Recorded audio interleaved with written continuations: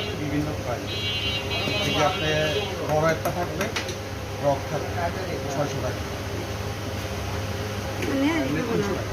আচ্ছা বাকি আছে তারপরে আমরা কালাবোনা, সুইজার গরু, কালাবোনা গরুর আইটেম।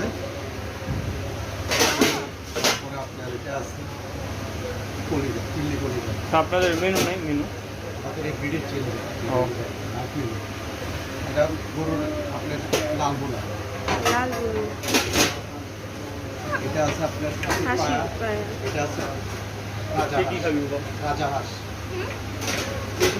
দেখেন দেখুন মগজ। এটা আছে আপনার মুরগির চাল ফ্রাই। এটা আছে আপনার মুরগির আচারি। এটা আছে মুরগির কালিয়া।